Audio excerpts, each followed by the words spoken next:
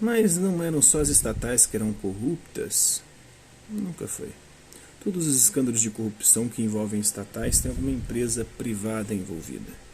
Fora quando as privadas se corrompem sozinhas em cartéis, em trusts, em holdings. Não há santos no mercado, nem nos estados, a corrupção é humana. A diferença está entre a finalidade de empresas privadas e estatais. As primeiras visam lucro, maximizar ganhos, minimizar gastos e perda, e invariavelmente privatizam lucros e socializam prejuízos. A segunda, o mercado, aliás, o Estado, a segunda visa o bem-estar social, está a serviço do povo e dos interesses nacionais, mas quase nunca também entrega isso.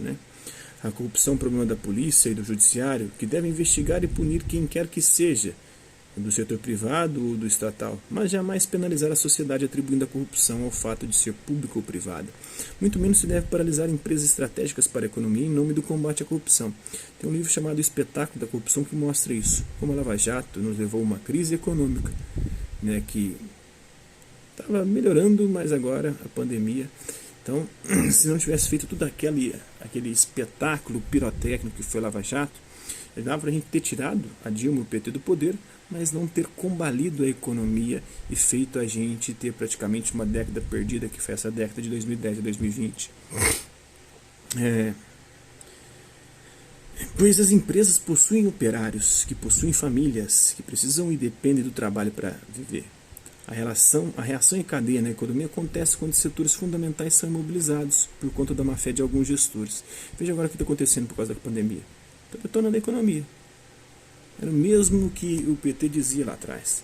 Esse espetáculo da Lava Jato está travando a nossa economia.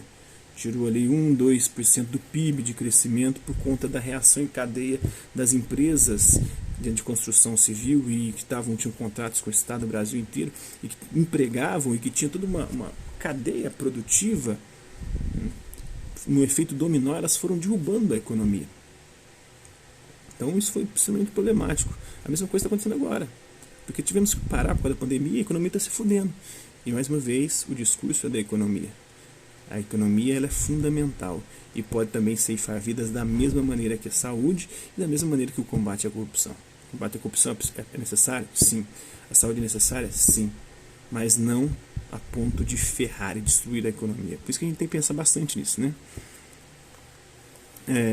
A reação em cadeia na economia acontece quando setores fundamentais são mobilizados por conta da má-fé de alguns gestores, gerando um caos econômico com efeito dominó e cascata sobre toda a estrutura econômica.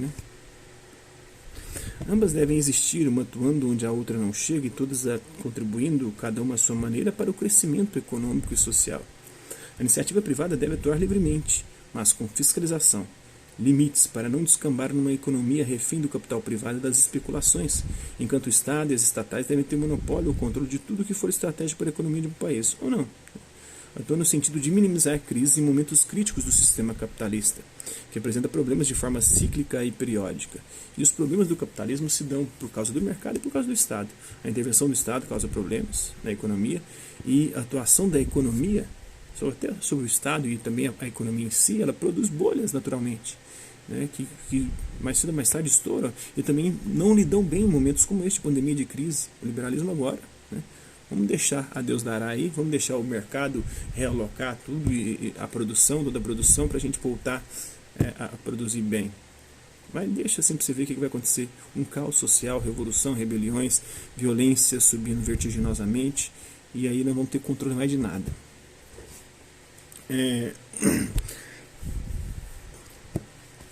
Sem o monopólio, o controle predominante estatal em áreas como o setor energético, de recursos naturais e outros segmentos básicos, o país viverá à mercê do mercado especulativo global, refém do sobe e desce da montanha-russa dos cassinos legalizados globais, que são as bolsas de valores. E uma das principais potências hoje deixa sua economia nas mãos exclusivamente do mercado, em especial do mercado financeiro, e atuam de forma protecionista sobre os seus interesses nacionais. E assim preservam suas economias, preservam seus povos. Entregar a galinha dos ovos de ouro só é expediente em ex-colônias. Só aqui no Brasil, na América Latina, na África, na Ásia, ávidas por alguma metrópole para que possa recolonizá-las. É o que o Bolsonaro quer, que os Estados Unidos nos colonize, e que a gente volte a ser colônia, ou seja, quer que sejamos recolonizados. Queremos voltar aos tempos áureos do Brasil colônia, será? O que Fica esse questionamento aí. Hasta la vista, babies, e até a próxima.